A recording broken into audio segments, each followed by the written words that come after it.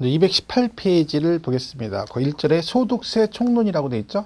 그래서 이제 우리가 소득세 부분은 이제 전체적으로 그 소득세 그러면 그 표에 보면 우리가 세금을 내는 소득은 정해져 있다 그랬습니다. 그러니까 모든 소득을 다 세금을 내는 건 아니라는 거죠. 그러니까 우리가 예를 들면 뭐 내가 지하철에서 껌 팔아가지고 돈을 한 달에 뭐 1,000만 원씩 번다. 그죠? 근데 그거 있다고 세금 내는 건 아니겠죠. 떡볶이 팔아가지고 포장마차에 돈을 번다? 그리고 또 마찬가지고, 그죠? 그 뭐, 여러 가지, 전철에서 뭐, 물건 같은 거 많이 팔죠? 못 팔게 하긴 하지만, 그죠? 오늘도 오다 보니까 뭐 이렇게 뭐 파시던데, 그죠? 그런 것들 있죠? 그리고 해서 소득이 얼마가 됐든 세금을 내는 건 아니라는 거죠. 그 세금을 내는 소득은 정해져 있다. 그런 얘기입니다. 그죠? 옛날에 보면 그것도 보면 물건 타는 것도 보면 다 능력이 있습니다. 막, 나름대로, 그죠? 노하우를 가지고 하시는 분들은 되게 많이 팔고, 그렇지 않으면 이제, 그죠? 또, 아무래도 수입이 적고 그러죠. 옛날에 여러분 기차 타시면 지금은 안 그러는데 그 기차 타고 가면 무궁화 타면 그 천안 이렇게 지나갈 때 되면 호두 과자를 팝니다. 그때 아저씨가 이렇게 다니면서 그 호두 과자 들고 다니면서 이렇게 팔았었어요. 그러면 가다가 이렇게 얘기하죠. 저는 그 아저씨 가면서 천안의 명물 호두 과자가 왔습니다. 이렇게 얘기 안 합니다. 천안의 명물 호두 과자 왔습니다. 천안의 명물 호두 과자 이렇게 뭐 옹으로죠? 천안의 명물 호두 과자 말 그게 안 해요. 그죠? 왜? 그게 들고 가면 다 그건 줄 알거든요. 근데 말할 때마다 천안의 명물 호두 과자가 왔습니다. 이런 몫이죠. 그러니까 천안의 명물 호두 왔습니다. 천안의 명물 호두 왔습니다. 어물이 막 그게 그죠? 그게 다 알아들어요. 그죠? 그러니까 그 목을 보호하는 방법이죠. 그게 다. 저 어렸을 때 보면 뭐 버스 타고 그러면 그죠? 정류소 딱 쓰면은 터미널에 쓰면은 아저씨들이 딱 물건 딱 들고 와가지고 그죠? 팔고 막 그랬던 기억이 나는데 그러니까 다양한 형태의 소득이 있긴 하지만 우리가 세금을 내는 소득은 위에 정해진 요돌까지만 세금을 낸다는 얘기죠. 그래서 그 6가지 2배사 근영기 6개 소득은 합산해서 종합소득세가 나오고 나머지 2개 퇴직금하고 양도소득은 합산하지 않습니다. 걔네들은 어쩌다가 발생한 소득이기 때문에 합산하지 않고 따로 분류해서 가산, 우리가 분류가산은 표를 쓰죠. 그죠? 그래서 이 양도소득은 다른 소득과 합산한다, 안 한다? 안 한다. 이게 작년 시험 문제 정답으로 나왔었습니다. 양도소득은 다른 소득과 따로 합산하지 않고 뭔다? 따로 분류해서 가산한다. 그래서 우리가 양도소득세를 따로 내는 거죠. 그 시험은 종합소득세에서 문제가 하나가 계속해서 나오다가 작년에만 출제가 안 됐습니다. 그죠? 그러니까 올해도 이제 나올 확률이 있다는 거죠. 왜? 계속 나왔으니까. 그죠? 그래서 그 부분을 이제 볼 건데, 일단은 거기 총론에 이제 기본적인 용어들이 나와 있죠? 그걸 간단하게 보겠습니다. 거기 보시면 현행소득세 특징 그래가지고, 뭐 우리나라는 소득세 소득 원천설을 바탕으로 하고, 그 다음에 뭐 순자산 증가설도 일부 채택하고 있다. 뭐 중요한 얘기는 아니지만, 무슨 썰, 뭐 소득 원천설, 순자산 증가설 이런 거 있잖아요. 이 썰은 우리는 잘 안 나옵니다. 우리 이거 하나고 그 썰 겁나게 많이 나오는 거 어디야? 학개론이죠. 학개론은 너무 썰이 많아요. 뭐 무슨 썰 해가지고 막 알지도 못하는 애들 나와가지고 막 그래도 외국 애들 죽은 지 몇백 년 돌아가신 지 몇백 년 된 사람이 뭐 무슨 얘기를 했다는데 알 게 뭐야, 그죠? 우리는 간단히 이거 하나예요. 소득 원천설은 그냥 반복적으로 발생되는 소득만 과세하자가 소득 원천설이고 순자산 증가설은 그냥 반복이고 뭐 그냥 평생 한 번이건 두 번이건 소득만 발생되면 과세하자가 순자산 증가설입니다. 그래서 우리는 원천설을 기본으로 하고 일부 순자산 증가설을 채택하고 있다. 그러니까 양도세 같은 경우는 소득 원천설에 따르면 과세를 못 하는 겁니다. 왜? 소득 원천, 양도는 어쩌다가 발생하는 거거든요. 그죠? 근데 순자산 증가세에 따라 과세를 하고 있죠. 뭐 그런 얘기인데 중요한 얘기 아니니까. 그죠? 그 다음에 개인별 개인 단위별 과세. 우리 소득세는 개인별. 그러니까 우리가 소득은 합산도 개인별로 하고 소득도 개인별로 과세하죠. 그래서 개인별로 과세한다. 따라서 부부 합산한다, 안 한다? 안 한다. 부부 합산은 부동산 임대 비과세 있다 할 거예요. 하나 빼고는 부부 합산 나왔다면 무조건 틀립니다. 기본적으로 합산 나왔다 그러면 개인별 합산이라는 걸 꼭 명심을 하시고, 열거주의는 뭐 그런 거 다 있죠. 그냥 아무거나 세금을 내는 게 아니라 법에 열거된 소득만 세금을 낸다 그런 얘기고요. 그다음에 3번에 소득세 과세 방법은 종합, 분리, 분류 뭐 이렇게 있다. 뭐 중요한 거 아니야? 읽을 거 없고요. 인적공제, 국세는 사람 중심이기 때문에 인적공제 제도가 있고, 그 다음에 뭐 누진세가 있다. 뭐 이게 중요한 얘기는 아닙니다. 뭐 시험 언급되는 게 아니고. 그 다음에 220회 가면 226번에 가면 신고납세 제도라고 돼 있죠. 소득세니까 전부 다 신고납부하는 거. 그다음에 과세기간은 우리 총론 배울 때 했던 거죠. 세금 부과하는 기간에서 소득세는 과세 기간이 언제다? 1월 1일부터 12월 31일까지 1년으로 간다 그랬죠. 그래서 1년치를 몰아가지고 한꺼번에 세금을 과세하겠다라고 기간을 정한 거기 때문에 그래서 우리가 직장 다니면 정산을 연말 정산하는 거죠. 그래서 연말 정산입니다. 자, 과세 기간은 1년으로 간다. 그죠? 중간에 뭐 돌아가시면 5월 달에 돌아가셨는데 1월 1일부터 12월 31일까지 과세 기간이다. 그러면 안 되지. 왜 돌아가셨는데 뭔 세금을 내요? 그러니까 근데 그냥은 못 가세요. 세금은 내고 가셔야 돼. 언제까지? 돌아가신 날까지 발생된 세금은 내셔야 된다. 그래서 그때는 이제 거기 예외에 1월 1일부터 사망한 날까지 그리고 외국으로 이전으로 나가게 되면 출국일까지는 세금을 과세하겠다. 뭐 그런 얘기들이네요. 그리고 그다음에 이제 거주자, 비거주자 나오죠. 뭐 이건 우리가 잘 기억을 하셔야 될 기본 개념. 거주자란 뭐야? 우리나라에 주소가 있거나 일과세 기간 중 며칠 이상 183일 이상 거소를 둔 자를 거주자 그러고 비거주자는 그게 아닌 자를 말합니다. 그럼 거주자는 우리나라에서 발생된 소득과 외국에서 발생된 소득 모두에 대해서 납세 의무를 지고 비거주자는 국내 우리나라에서 발생된 소득만 납세 의무가 있다라고 말씀을 드렸죠. 그래서 우리가 여러분하고 저는 거주자이기 때문에 외국에 나가서 돈을 벌게 되면 한국에다도 세금을 내야 된다. 그 관계만 잘 기억을 하시면 됩니다. 나머지는 할 건 없습니다. 자, 넘어가시면 되죠. 자, 쭉 가시고 어디를 보시냐면 자, 222페이지 보면 납세지가 나와요. 납세지. 거기 거주자, 비거주라고 돼 있죠. 그것만 간단하게 볼게요. 거주자는 항상 어디야? 주소지죠. 주소지. 그죠? 그러니까 우리 개인인 거주자는 세금을 국세는 항상 어디다 낸다 했어요? 주소지 관할 세무서가 납세지라 그랬죠? 근데 비거주자는 주소가 없으니까 걔는 어디다? 국내 사업장 소재지. 국내 사업장 소재. 그러니까 비거주자가 소득이 있다는 얘기는 우리나라에 뭔가 사업장이 있다는 얘기죠. 그죠? 그럼 그 사업장 소재지다 내면 되고 없으면 원천 소득이 발생한 장소를 말한다. 그죠? 뭐 그렇다 보시면 되겠어요. 자, 그러면 우리가 종합소득세에서 시험에 나올 수 있는 여지가 있는 게 뭐냐면 거기 223페이지 있는 부동산 관련 사업소득에서 부동산 임대업이라는 게 있습니다. 부동산 임대업. 임대업. 이게 이제 계속 시험에 나왔어요. 이게 몇 년 동안 계속 나오다가 작년에만 출제가 안 됐어요. 왜냐면 여러분 아시겠지만 정부에서 지금 계속 그 임대사업에 관해서 계속 규제를 하고 있죠. 그러니까 사업자 안 내신 분도 전부 다 세금을 내도록 강화하기 위해서 올해 특히나 개정이 되면서 이 임대사업자에 대한 규제가 굉장히 많이 강화가 됐습니다. 그죠? 그래서 이번에 개정이 되게 많이 됐죠. 이 부분이. 그래서 그게 계속 이슈가 되다 보니까 시험에 계속 출제가 됐던 부분들이죠. 자, 그래서 그럼 224페이지 부동산 임대업의 범위 그래가지고 자, 그러면 무엇을 임대하면 세금을 내느냐 그 대상이 나와 있습니다. 첫 번째 뭐라고 돼 있어요? 부동산 또는 부동산상의 권리의 대여로 인하여 발생하는 소득. 그러니까 부동산 대여해서 임대해서 소득이 발생해도 세금을 내지만 권리를 대여했을 때도 뭐다? 소득세 과세 대상이 된다는 얘기죠. 그래서 그거 보셔요. 토지와 건물을 대여하고 얻은 소득과 그 다음에 전세권, 임차권, 지상권, 지역권 등 부동산상의 권리의 대여로 인하여 발생한 소득을 말한다. 다만 요게 중요해요. 여기선 요걸 잘 봐야 돼요.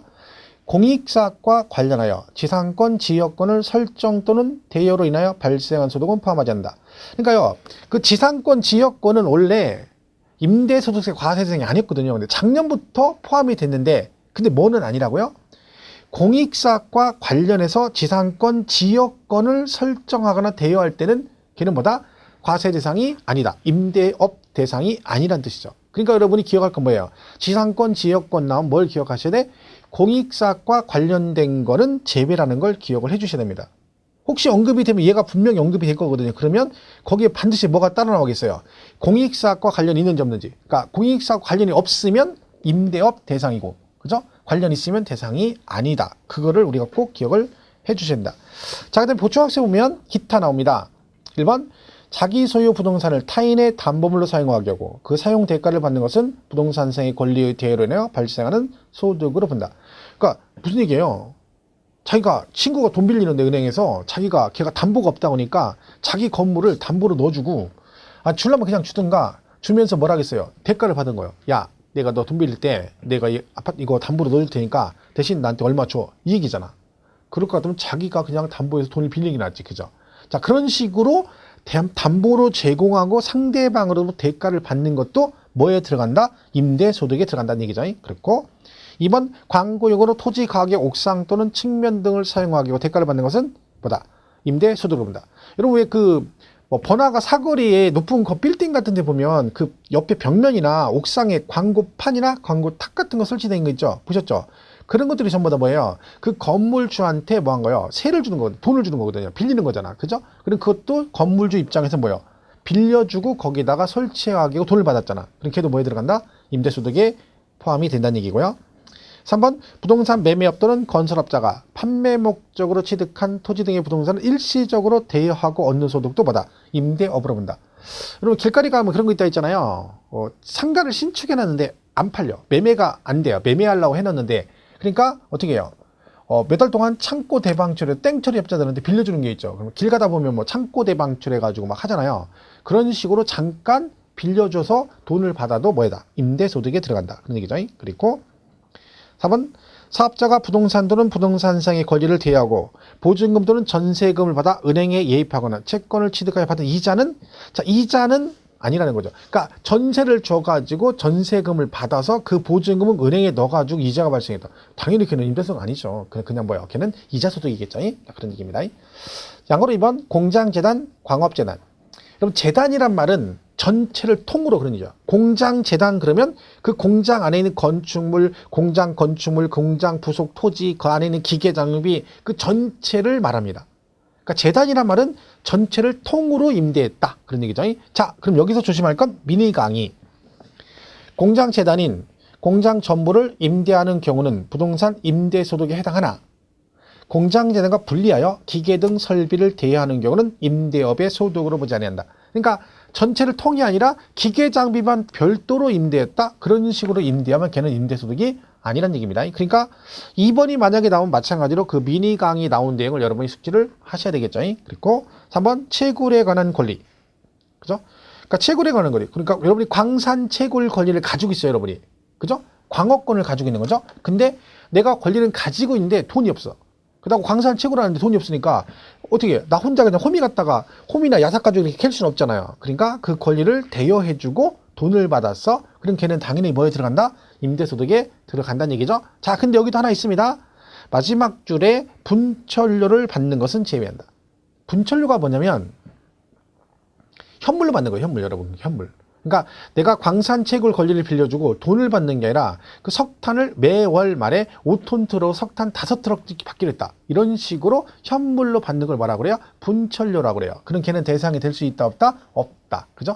그러니까 각각의 예외 규정 같은 걸 우리가 좀 숙지를 하시는 게 좋겠죠? 그거 잘 기억하시고. 그러니까 예를 들면 지상권, 지역권은 공익사과 관련된 건 안 되고 공장 재단은 되는데 그 기계 장면 별도로 하면 안 되고 그 다음에 채굴에 관한 권리도 분철료를 받으면 임대소득에 포함이 안 된다. 이게 이제 대상입니다. 그리고 이제 시험은 거의 비과세 나왔어요. 거의 비과세. 거의 얘가 최고 많이 언급이 됐죠. 비과세.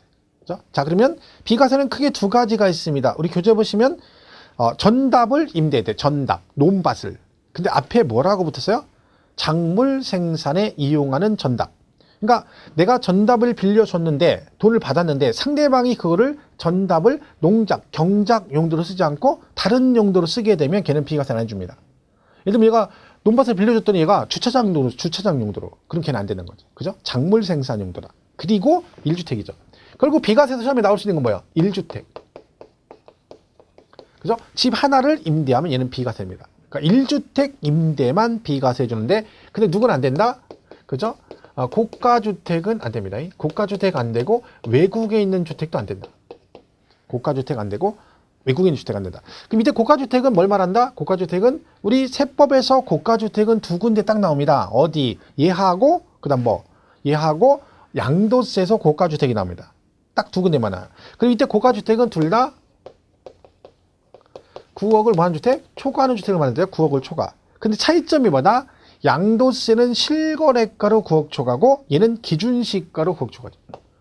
얘는 실거래가 나올 수가 없죠. 그죠? 왜요? 임대인데 임대 빌려주는데 실거래가 어디 있어요? 보유하고 있는데. 그죠? 근데 양도는 팔았으니까 실거래가가 있는 거고 얘는 아니죠. 그래서 얘는 기준시가로 9억을 초과하면 고가주택으로 비과세가 안 됩니다. 그러니까 여러분 집 하나를 임대했는데 걔가 공시가격으로 9억이 초과됐대. 그럼 걔는 비과세가 안 된다. 근데 여러분 이 말은 웬만하면 해주겠다는 얘기지. 왜? 대한민국에 다가구 같은 게 대표적인 임대주택이잖아요. 다가구가 수도권 서울 같은 데 빼고는 대부분이 9억 안 넘죠. 여러 번 같으면 그럼 얘가 실제 거래는 10억이 넘는다는 얘기인데 원룸 하나 10몇 주고 사가지고 임대하겠어요? 저 같으면 안 하겠네. 그죠? 그러니까 웬만하면 해주겠다. 기준시가 9억 초과 이렇게 돼 있어요. 요거를 이제 고가 주택을 하고 외국에 있는 주택은 무조건 안 됩니다. 국외 주택은 무조건 비과세가 안 된다. 해서 거기 양가로 이번에 1주택 소유자의 임대소득이라 돼 있죠. 한 개의 주택을 소유하는 자의 주택 임대소득 그랬죠. 다만 고가주택 및 국외 소재 주택은 제외한다. 니들은 안 된다. 그런 얘기네요. 근데 고가주택 가로 안에 뭐라고 돼 있어요? 과세기간 종료일 또는 해당 주택 양도일 현재 기준시가 9억을 초과한다. 그러니까 얘가 우리 과세기간이라는 게 있잖아요. 1월 1일부터 12월 31일이잖아요. 그러면 얘가 이제 비과세가 되는지를 판단할 때 얘가 고가주택에 해당되면 비과세가 안 되잖아요. 그러면 얘가 어느 시점에 고가주택이 됐는지 판단을 어느 시점을 기준으로 판단하느냐 그 얘기죠. 근데요. 이 과세기간이 1월 1일부터 12월 31일이잖아요. 이게 무슨 뜻이에요? 1월 1일부터 12월 31일까지 발생된 임대소득을 몽땅 합해서 세금을 언제 내라는 겨? 이때 정산해서 세금을 내라는 얘기잖아요. 그럼 얘는 이때 가서 정산하는 거잖아요. 근데 얘가 고가주택 해당 여부를 판단할 때 1월 1일 기준으로 판단하면 되겠어? 안 되겠어? 안 되는 거죠. 왜 이때는 세금을 이제 내기 시작하는 건데 임대가 발생된 시점이잖아. 이때 가야지 이제 정산하는 거잖아요. 그러니까 얘는 이게 과세기간 개시일이고 요게 과세기간 뭐요? 종료일이잖아요. 종료일. 그러면은 얘가 고가주택 여부는 언제를 기준으로 판단한다? 그죠? 과세기간 종료일 현재 9억이 초과되면 고가주택으로 보겠다. 그래야지 과세기간 개시일 현재 그러면 안 되는 거지. 시험에 나온 적 있어요. 요게 낼 게 없으니까. 고가주택은 과세기간 개시일 현재 기준시가 9억 초과. 말이 안 되는 거죠. 중간에 팔게 되면 이제 팔았으니까 그동안에 임대소득 내야 되죠. 그럼 그때는 양도일 기준으로 하는 거고. 안 그러면 과세기간 종료일 현재 기준시가 9억 초과. 그죠? 그 부분 잘 보시고. 그럼 얘는 이제 뭐가 중요한 거예요? 숫자가 중요한 거지. 왜? 1주택자만 비과세가 되잖아. 1주택자만. 그죠? 그러니까 1주택자만 비과세가 되니까 숫자 계산이 중요한데 그래서 거기 보충학습에 보면 거기 숫자가 나옵니다. 그죠? 보시면 비과세 주택 임대소득의 주택수 계산해가지고 1번 다가구 주택 나오죠.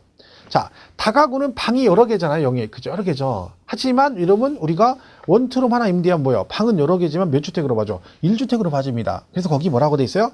다가구 주택은 한 개의 주택으로 돼. 뭐가 돼 있으면? 구분 등기된 경우는 각각을 한 개의 주택으로 계산. 당연한 거 아니겠어요? 얘가 구분 등기돼 있으면 각각이 당연히. 그죠? 그렇지 않으면 한 개의 주택으로 본다. 자, 그러면 얘가 만약에 가불이 뭐겠다? 공유하고 있다. 공동소유하고 있다. 그럼 어떻게 된다? 그때는 각각. 저보다 지분이 가장 큰 자. 죄송합니다. 얘는 지분이 제일 큰 자. 공동소유일 때는 뭐라고요? 지분이 제일 많은 자의 주택으로 봅니다. 이게 지분이, 그러니까 얘가 6대 4다. 그럼 어떻게? 누가 제일 많아요? 지분이 갑이 더 많죠. 그럼 걔는 누구의 주택으로 본다? 갑의 주택으로 본다. 근데 지분이 가장 큰 자가 2명 이상. 그러니까 지분이 똑같다든가 지분이 가장 큰 자가 2명 이상일 때는 어떻게 한다? 그때는 어떻게 한다고요? 그때는 각들이 협의해서. 그죠? 자, 얘가 5대5예요. 5대5. 그죠? 그럼 원칙은 뭔데? 지분이 가장 큰 자로 가는데 지분이 가장 큰 자가 2명 이상이면 어떻게 한다? 각각으로 봐요. 그러니까 5대5면 어떻게 본다? 5대5면 따로따로 본다는 얘기. 따로따로. 근데 여긴 또 예외가 있어요. 이때는 각각으로 보는데 얘네들이 협의해서 여기서 나온 소득을 한 명의 소득으로 기속을 시키기로 협의가 됐다.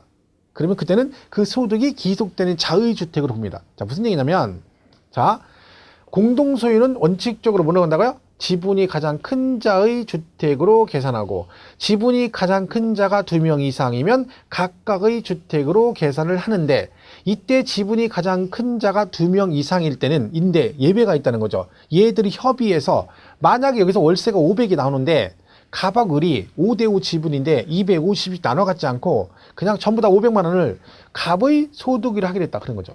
그럼 갑의 소득을 한다는 얘기는 세금을 누가 내겠다는 거야? 갑이 내겠다는 거죠. 그럼 그때는 그 주택은 누구 주택으로 본다? 소득이 기속되는 자, 누구? 갑의 주택으로 보겠다. 그게 동그라미 2번 얘기입니다. 공동소유 주택은 지분이 가장 큰 자의 소유로 계산하되 지분이 가장 큰 자가 2인 이상인 경우는 각각의 소유로 계산한다. 다만 지분이 가장 큰 자가 2인 이상인 경우로서 그들이 합의하여 그들 중 1인을 당해주택의 임대 수입의 기속자로 정한 경우에는 그의 소유로 계산한다. 그죠? 여기 그런 얘기네요. 자, 근데 그러면 얘가 지금 오해하시 마실 게, 자, 이걸 공동소유하고 있으면 이건 임대하는 거고요. 갖고 계시면 재산세가 나올 거 아니에요. 재산세. 자, 여러분 재산세는 공동소유일 때는 어떻게 한다 했어요? 재산세 누가 낸다 했어? 우리 배웠었죠? 기억이 안 나시겠지만 재산세는 누가 내? 지분권자. 그죠? 지분에 따라 지분권자가 내고 지분 표시가 없으면 뭐 한다? 균등한 거로 본다. 그죠? 이런 거죠. 그러니까 얘가 지금 뭐냐? 이게 여러분 있어요. 이게 헷갈릴 수 있는 게 공유할 때, 공동소유일 때 재산세는 지분에 따라 지분권자가 납세 의무죠. 각각 지분에 따라 되는 거예요. 세금을. 납세 의무자. 그죠? 지분 표시가 없으면 똑같은 거로 보고. 그 다음에 부동산 임대소득에서는 공동소유일 때 숫자 계산할 때, 주택수 계산할 때 어떻게 한다? 주택수 계산할 때는 지분이 제일 많은 자의 주택으로 봅니다. 이거예요, 이거. 임대소득은. 그죠? 지금 한 거죠? 그리고 양도할 때, 양도세에서 주택수 계산할 때, 공동수이면 양도세는 주택수 계산 어떻게 한다? 각각 개개인이 주택을 하나씩 소유한 걸로 봅니다.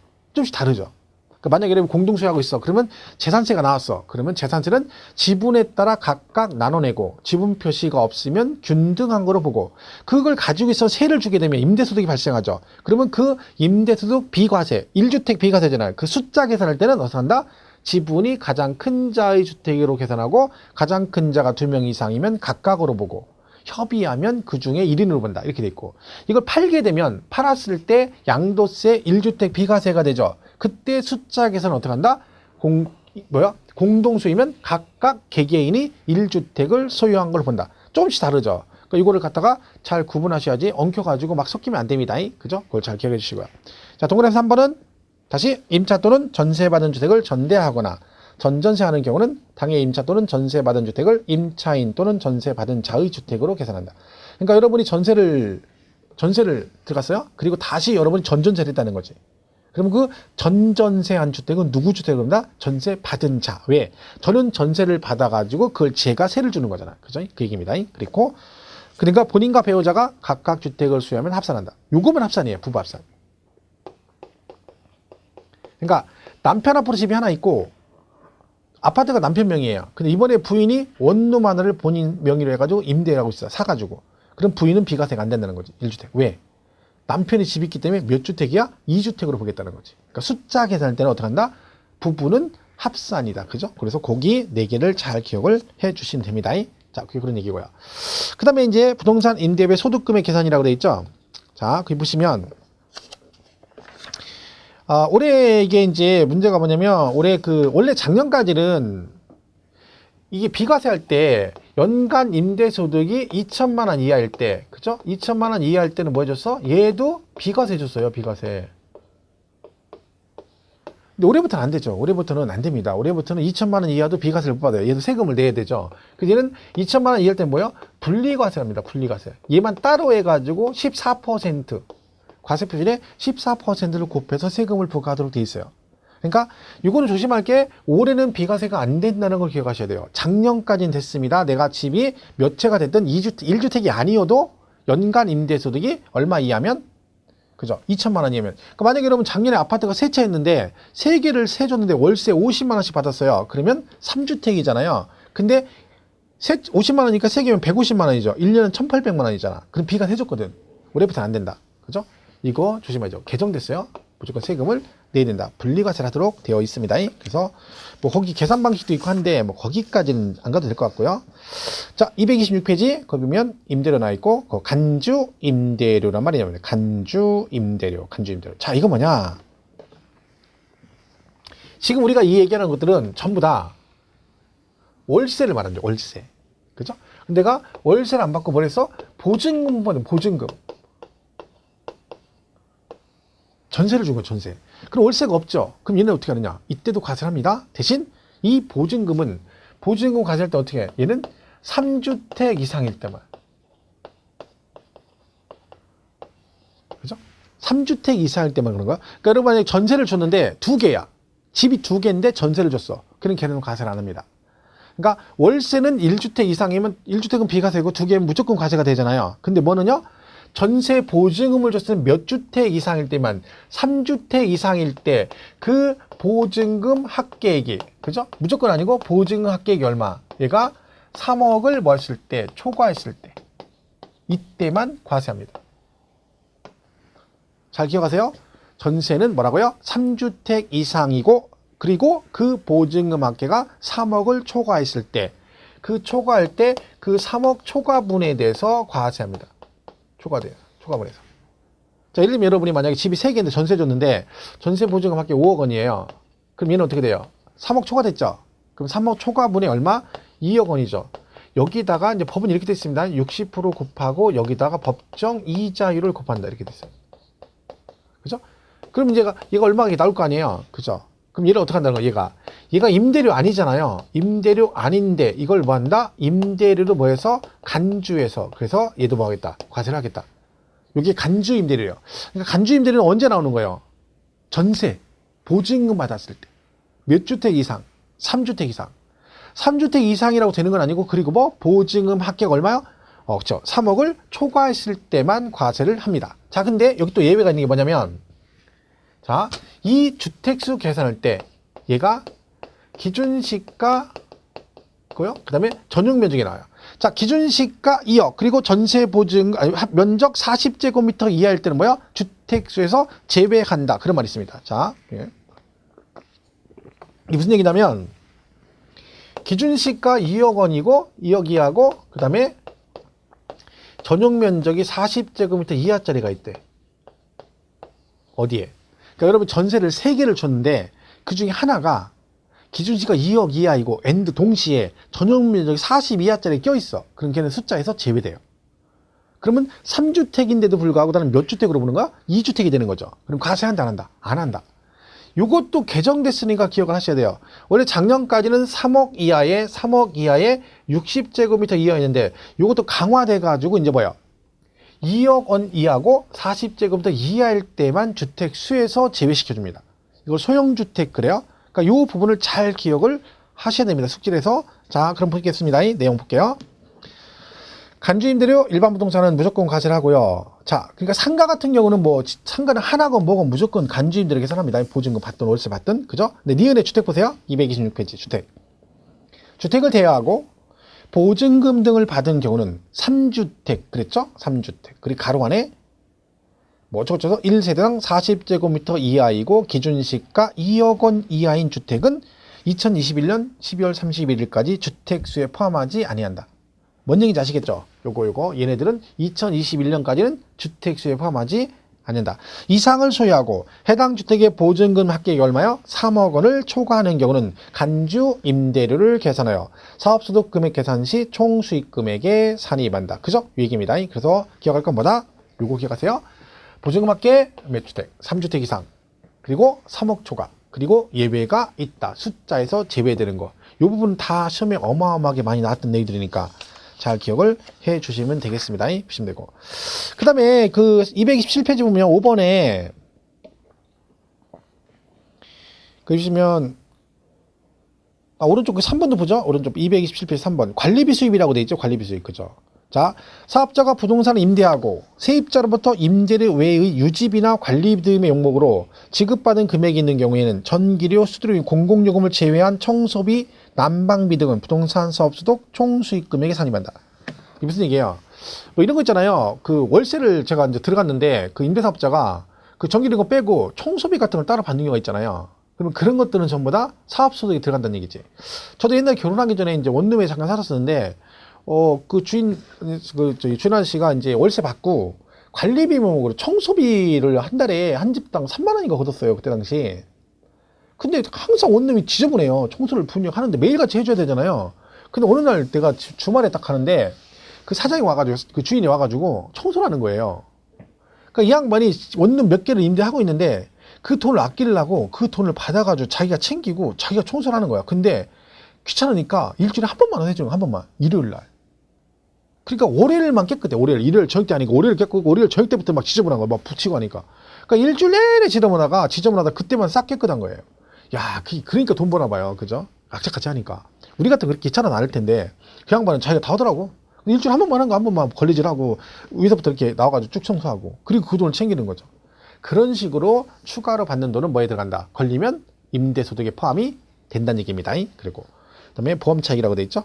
뭐 보험차익은 뭐 손실로 부동산 사업자인 거주자가 사업과 관련 당해 사업용 자산의 손실로 인해 취득하는 보험차익은 총 수익 금액이 산입한다. 그러니까 예를 들면 여러분이 불이 나가지고 보험을 들었는데 실제 자산이 1억인데 보험금을 2억을 받았어요. 그럼 차익 1억 있죠? 그건 뭘로 본다는 거? 임대소득으로 보겠다. 그런 얘기죠. 그런 얘기들이 있다. 보시면 되겠어요. 자, 5번 보세요. 거기 주택 임대소득에 대한 세액계산 특례라고 돼 있죠. 이거는 그냥 간단하게 보시면 돼요. 분리과세 주택 임대소득인은 거주자의 종합소득 결정세액은 다음과 다음 1과 2의 세액 중 하나를 선택하여 적용한다 그랬네요. 그러니까 무슨 얘기냐면 그 2천만 원 이하 있잖아요. 2천만 원 이하. 그죠? 그러니까 거기 보세요. 1. 총수익 금액이 2천만 원 이하인 자의 분리과세를 적용하기 전에 종합소득 결정세 그래가지고 무슨 얘기냐면 아까 2천 이하면 작년까지는 비과세 줬잖아요. 소득이. 그죠? 올해부터는 세금을 낸다고 했잖아요. 그러면 이 사람들이 세금을 어떻게 내느냐 그런 거죠. 그래서 보시면 거기 기억본에 뭐라고 했냐면 분리과세. 그러니까 분리과세라는 것은 그 임대수득만 따로 계산하겠다는 거예요. 따로. 그죠? 그것만 따로, 다른 데 합산하지 않고 걔만 따로 계산하겠다는 거죠. 그 세율이 14%예요. 근데 이제 거기다가 필요경비 같은 거 공 빼주고, 그 다음에 뭐, 그런 거 해줍니다. 차감 같은 거 해줍니다. 경비도 차감해주고 해요. 해가지고 나온 금액에다가, 과표에다가 14%를 곱해서 세금을 계산하고, 아니면 다른 소득 금액이 종합소득, 거기다 합산해가지고 전체적으로 종합소득 금액을 계산한 다음에 그 두 개 중에 하나를 선택하는 거죠. 자기한테 유리한 쪽으로. 그죠? 그래서 14% 요새 분리과세 한다. 분리과세. 2천만 원 이하짜리. 그죠? 두 개 선택을 하는 건데 뭐 세부적인 내용까지 필요 없습니다. 근데 여러분 세금을 덜 내시려면 어차피 세금을 낼 거면 임대사업자를 내시는 게 좋습니다. 왜? 등록을 안 하면 공제가 적어요. 필요 경비 공율도 다르고. 그죠? 그 다음에 공제 금액도 달라요. 예를 들면 임대사업자를 내면 60%를 필요 경비를 인정하는데 안 내면 50%만 인정해주고 그리고 공제도 임대사업자를 내면 400을 공제해주는데 임대사업자 안 내면 200만 원만 공제해줘요. 그럼 나중에 결론적으로 같은 금액으로 쭉 가다 보면 임대사업자 안 낸 사람들이 세금을 훨씬 더 많이 나게 됩니다. 그래서 결국은 내도록 유도를 하는 거죠. 어차피 내야 되는 거니까 가능하면 하는 게 좋겠죠. 자, 그래서 뭐 그런 게 있는데 그 세부적인 계산 방식까지는 뭐 크게 볼 건 없을 것 같습니다. 이건 나중에 문제 같은 거 풀 때 간단하게 정리를 해주겠습니다. 보시면 되고 228페이지 가면 결손금 공제라고 되어 있죠. 결손금 공제. 그죠? 거기 보시면 동그라미 2번만 볼게요. 얘가 과거에 시험에 한번 나온 적이 있거든요. 동그라미 2번. 자, 위 규정에도 불구하고 다음 각각의 어느 하나에 해당하는 사업에서 발생한 결손금은 종합소득 과표 계산할 때 공제하지 않는다. 그러니까 종합소득세는 6개 소득이 합산되어 있잖아요. 한꺼번에 내는 거잖아요. 그러면 걔를 갖다 이제 플러스 마이너스 공제를 하는데 근데 다음의 경우는 공제를 안 한대요. 그래서 거기 기역, 니은, 디귿 얘네들은 공제를 안 해주겠다는 거예요. 그러니까 여러분 임대소득을 발생하잖아요. 그러면 그 임대사업과 관련된 것들은 다른 소득 금액하고 플러스 마이너스 안 해주겠다는 거야. 예를 들면 내가 거기 보시면 뭐라고 돼 있어요. 뭐 그 기역, 니은, 디귿에 보면 공장재단, 광업재단, 부동산 또는 권리를 대여하는 사업.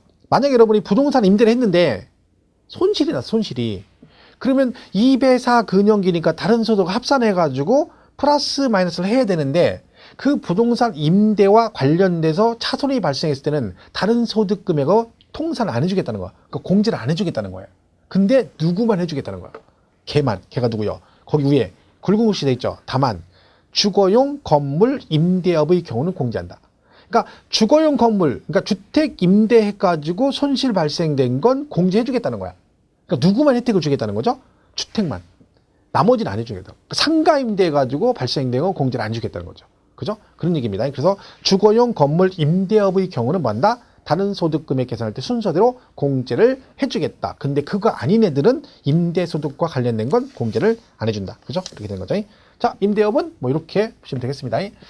뭐 개정사항도 한데 그거는 나중에 또 따로 정리하면 되니까 기본적으로 비과세에 관한 얘기 잘 기억하시고 그 다음에 간주 임대료와 관련된 거 잘 기억을 해주시면 되고요. 그리고 올해부터는 분리과세, 즉 2천만 원 이하짜리는 작년까지는 비과세가 됐지만 올해부터는 세금을 내야 되기 때문에 분리과세로 간다는 거 기억을 해주시면 되겠습니다. 자, 얘가 이제 거의 시험에 계속 나왔고요. 만약에 얘가 안 나오면 이제 나올 수 있는 게 뭐다? 이거라 했죠? 부동산 매매요. 그 다음에 주택 신축 판매 이렇게.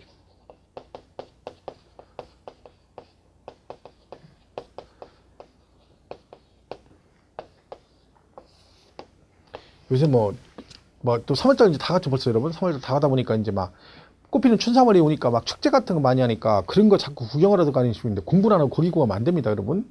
그죠? 축제 가봤자 힘만 들고 비싸요, 비싸.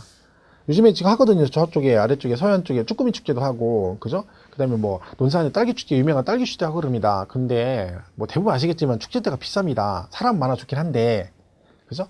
좀 비싸죠. 그래서 우리는 딸기 축제 같은 거 하긴 하는데, 가끔 가는데, 딸기는 잘 안 삽니다. 가서 구경하러 가서 핫도그나 떡볶이를 먹고 오죠. 그죠? 보통 거기서 길거리 음식만 먹지 잘 안 사죠. 좀 비싼 것 같아요. 그죠? 일반적으로 축제 때가 좀 더 비싼 것 같아요. 제가 작년에 전어축제 갔다가 기절한 줄 알았습니다. 전어축제 갔더니 얼마나 비싼 거, 전어 몇 마리 띨렁 거주고 그 한상 두상 하는데 2인 기준으로 10얼마래요. 그래가지고 저희 처갑식구 한 10명 갔는데 제가 대충 통밥으로 계산해 봤더니 우리끼리 그냥 입맛 다시고 앉았다 나오려면 한 50만 원 들겠더라고.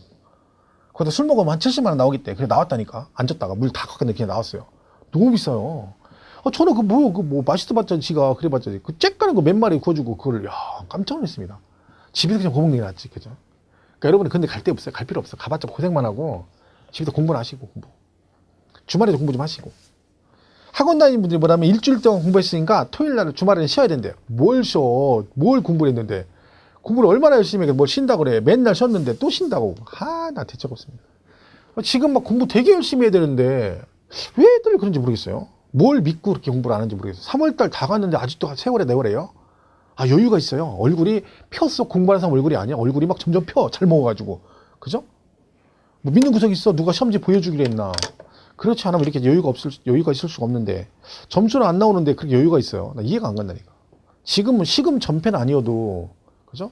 진짜 공부 열심히 해야 되거든요. 3월달이면 진짜 열심히 해야 될 시점이거든요. 근데 희한하죠. 그리고 나중에 점수 안 나오면 떨어졌네 많이 하고 엉뚱이 하고 있으니까 그러시면 안 됩니다. 지금 열심히 하셔야 돼요.